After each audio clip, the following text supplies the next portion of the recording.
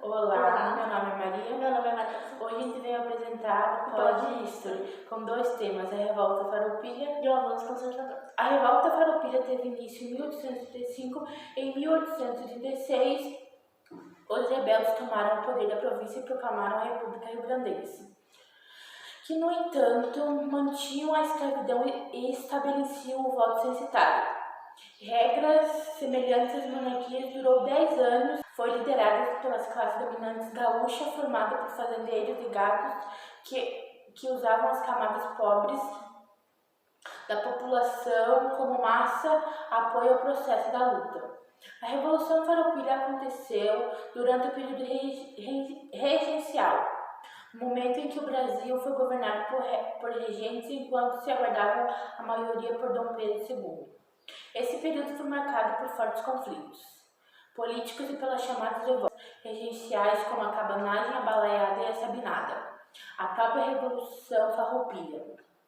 Desde o período colonial, as elites locais do Rio Grande do Sul atuaram na defesa do território contra as investidas espanholas. Por isso, nos tempos do Império, esperavam como contrapartida que o governo central estivesse no desenvolvimento econômico da região. Entretanto, não foi assim que aconteceu. Pelo contrário, o governo federal aplicou pesadas taxas nos produtos rio-grandenses. A base da economia do sul do país nesse período era a criação de gado, erva mate, charque e seus derivados. Apesar da produção de charque no Rio Grande do Sul, os altos impostos cobrados pelo governo tomavam o produto produzido fora do Brasil, Argentina e Uruguai, mais barato que o charque nacional, tornando-o menos competitivo. Além disso, o governo também aumentou os incentivos à importação de charque.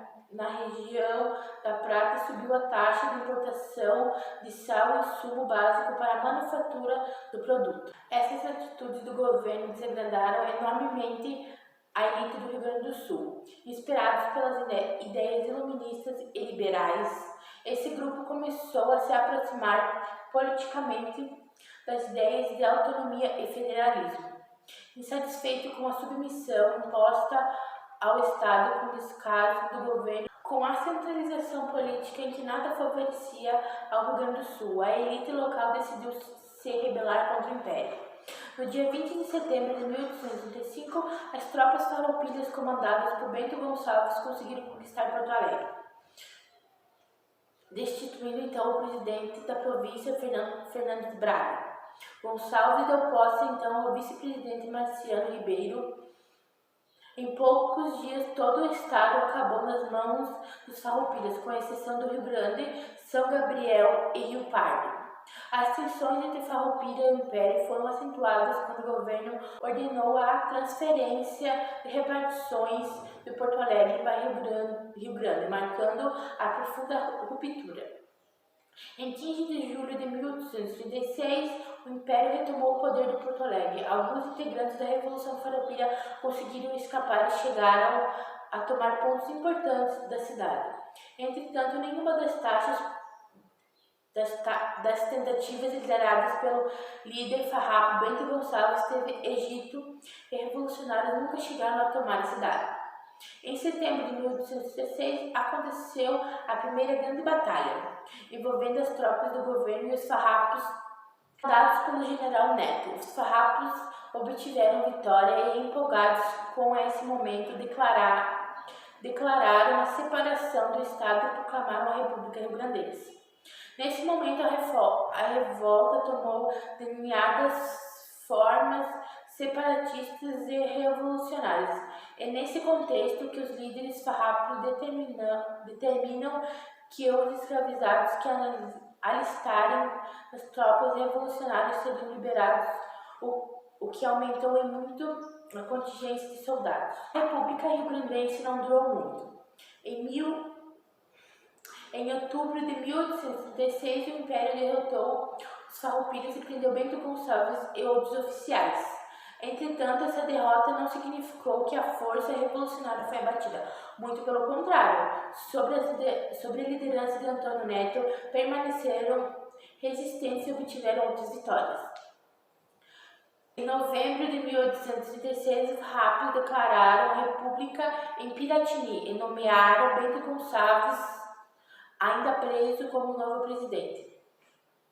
Em outubro de 1837, Bento Gonçalves fugiu da prisão e assumiu a presidência da república. Os anos que se seguiram foram de intensos conflitos e tensões. Apesar da forte repressão do exército imperial, os farroupilhas ainda conquistaram a vila de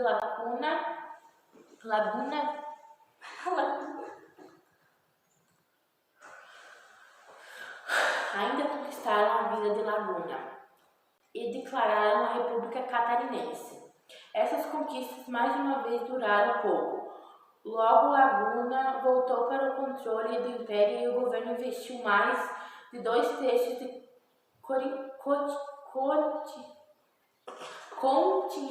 contingência do Exército Nacional para o desmanche da Revolução Farroupilha. Em 1846, Duque de Caxias foi nomeado pelo Império para pôr fim ao movimento. Enfim, após 3 anos de batalha, a guerra chega ao fim. Um acordo assinado por ambas partes, chamado Tratado de Ponte Verde. O avanço conservador, ao final da década de 1830, o quadro político brasileiro começava a se modificar.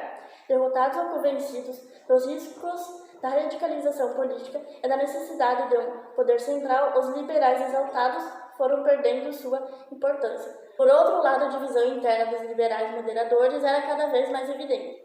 Uma tendência mais conservadora pretendia acabar de vez com uma turbulência revolucionária e estabelecer um controle mais efetivo sobre o país, por meio de centralização do poder.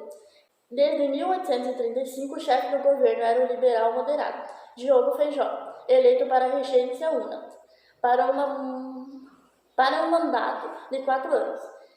Em 1837, diante do fortalecimento dos conservadores, Feijó foi obrigado a renunciar, sendo substituído por Araújo Lima.